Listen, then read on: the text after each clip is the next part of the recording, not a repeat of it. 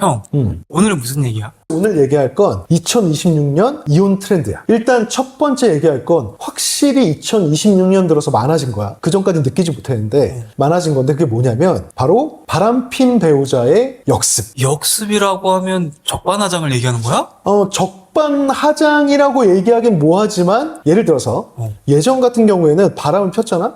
그럼 바람 폈을 때 우리가 바람 핀 걸 어떻게 잡아? 탐정 쓰거나 그치, 탐정을 쓰거나 막 또 핸드폰을 뒤져본다? 그치, 핸드폰을 보거나 아니면 도청? 도청은 원래 좀 그런 증거를 못 썼으니까 뭐 알다시피 탐정을 붙여서 뭐 사진을 찍거나 핸드폰을 열어서 본 게 이혼해서 증거로 채택이 되고 그걸로 인해서 위자료 판결이 나고 유책에 대한 누가 잘못했다에 대한 판결을 해주거든. 그래서 이걸 쭉 써오던 증거가 맞아. 굉장히 오랜 기간 동안. 근데 그런 증거가 사실 탐정을 쓰는 것도 뭐 스토킹이 될 수 있고 그치. 왜냐면 따라 붙는 거니까. 그리고 핸드폰을 열어보는 것도 뭐 비밀침해죄 또는 정보통신망법 위반 이래가지고 남의 허락 없이 남의 통신의 대화를 보는 것 자체가 불법이거든. 형사처벌 조항도 있어. 근데 이런 게 예전부터 있던 법인데 그럼에도 불구하고 이걸 가지고 형사고소를 하는 게 거의 없었거든. 그래서 미리 우리는 이제 상담을 할 때 알려드려. 아, 이런 게 처벌은 되지만 실질적으로 소송을 해보면 고소하는 게 거의 없긴 하다. 낫습니다. 라고 했는데 요즘에 와서 이걸 고소하는 사람들이 되게 많아졌어. 그러니까 이걸로 고소를 당해서 형사처벌까지 가는 경우가 많은 거야. 놀랍지? 이전에는 사실 그게 뭐 불법인 것도 알고 형사고소가 된다는 걸 알아도 그래 내가 잘못한 거니까 뭐 이거 고소까지 하나. 아무리 감정이 안 좋아도 이 정도까지는 좀 그렇다. 재판부 보기에도 좀 부끄럽다 이런 게 있었다면 지금은 잘못했어? 형사처벌 돼? 고소 이게 많아졌다는 거야. 와. 놀랍지? 근데 그것뿐만이 아니라 그 예전 같은 경우에 봐봐 상간소송을 했을 때는 보통 배우자랑 그 부정행위를 같이 거니까 똑같이 이제 사람을 따라 붙거나 아니면 휴대폰 내용을 보잖아. 그러면 이거 자체가 아까 형사처벌이 된다고는 얘기했잖아. 그치? 근데 형사처벌이 되면 불법행위라는 얘기잖아. 그럼 불법행위면은 민사적으로 위자료 청구 가능하지. 그래서 요즘에는 상간소송을 제기를 하잖아. 그럼 그 소송이 제기됐을 때 뭐 탐정을 시켜서 따라붙는 게 있거나 아니면 문자 메시지가 제출이 되면 이걸 가지고 이제 뭐 형사고소도 하는 경우도 있고 또 위자료 청구를 반소로 거는 경우도 있어. 그럼 서로 완전히 맞고소하고 있는 그치, 그런 상황이 되는 거야. 근데 사실 예전에는 우리가 피고일 때도 이거 재판부에서 좀 안 좋게 보지 않을까 싶다라고 했는데 근데 그럼에도 불구하고 어쨌든 위자료를 내려주긴 하니까 그래서 그렇게 하는 게 되게 증가됐어.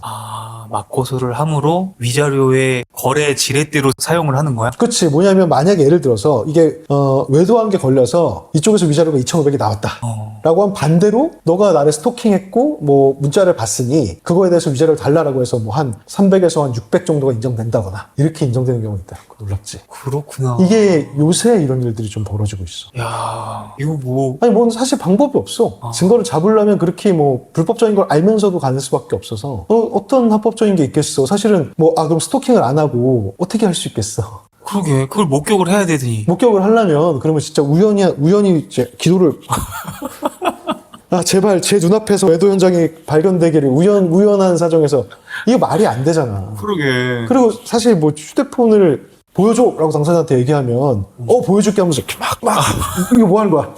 지우고 있다. 그치. 근데 딱 보여주면 이거 답이 없잖아. 증거인멸. 증거가 잡은 게 불가능하잖아. 사실은 불법행위가 아니면 물론 이제 가능한 경우도 있는 게 뭐 블랙박스라든지 이렇게 우연찮게 걸리는 경우도 있지만 대부분의 증거가 사실 탐정이나 아니면 본인이 따라잡아가지고 모텔 가는 거 사진을 찍는다거나 아니면 뭐 휴대폰에서 문자 메시지나 카카오톡 메시지 보는 건데 그래서 좀 안타까운 사정이지만 요새는 이제 이런 거를 실질적으로 많이 벌어지다 보니까 형사고소를 당하거나 민사소송을 당하는 게 굉장히 예전보다는 많아졌다. 이거는 뭐 어떻게 교통정리가 안 되겠네. 사실 안타깝지만 교통정지는 되는 거지. 나도 맞는 거지. 서로 맞는 거다. 서로 맞는 거다.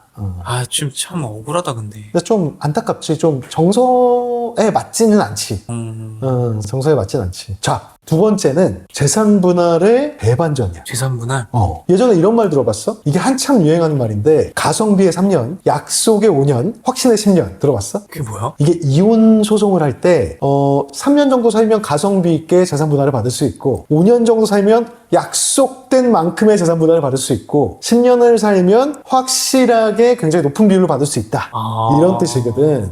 그래서 예전에 실질적으로 뭐 특유재산 개념이 좀 약해서 이런 얘기 있잖아. 가정주부도 뭐 20년 같이 살면 5대5다. 이런 얘기 있잖아. 그런 얘기가 많았고 실질적으로 만약에 남자가 원래 부모님한테 상속받은 재산이라고 하더라도 오래 같이 살면 뭐 재산 분할을 해주고 이런 게 되게 많았거든. 엔간하면 다 부부 재산으로 뭉뚱그려가지고 재산 분할을 했단 말이야. 근데 최근에 이제 재벌들 이혼 소송이 몇 번 나면서 재벌들 재산 중에 일부가 특유재산으로 빠지는 경우가 되게 많았어. 그래서 특유재산이 뭐야? 아, 그치. 좋은 질문이야.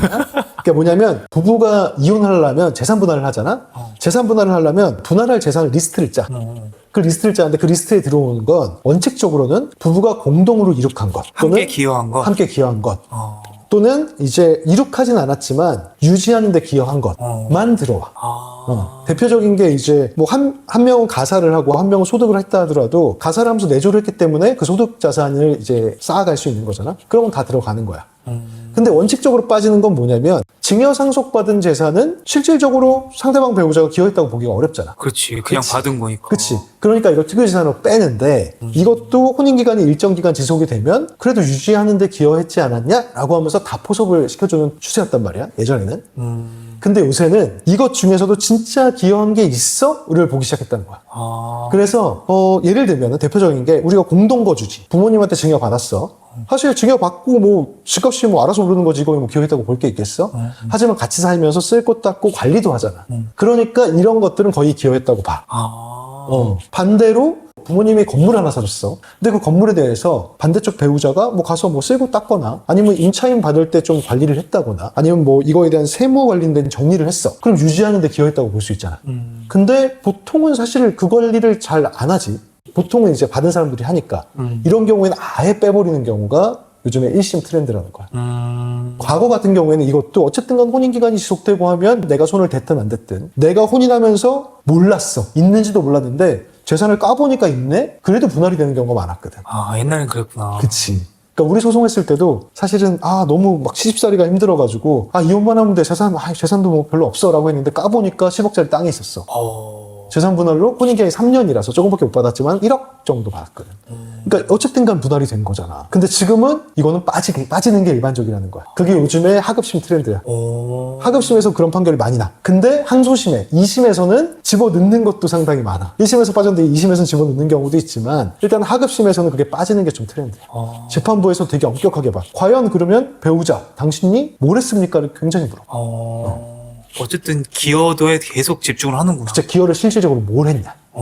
그걸 좀 엄격하게 보기 시작했다. 이게 또 트렌드야. 근데 언제부터 이런 트렌드가 생긴 거야? 이게 사실은 최근에 재벌들 판결이 몇 번이 났잖아. 그러면서 재벌들은 특히 이제 특유재산들이 많이 있으니까 그것들이 많이 이제 재판을 하면서 공동재산목록에서 배제되는 판결들이 많이 나왔거든. 그러면서 이제 법리들이 더 명확해진 거야. 대법원 판결 같은 경우에는 판결 방향이 결국 하급심에 앞으로 나아갈 방향을 제시하는 거거든. 그러다 보니까 그렇게 트렌드가 따라가는 거지. 그게 실무적으로 이제 최근부터 반영되기 시작했다.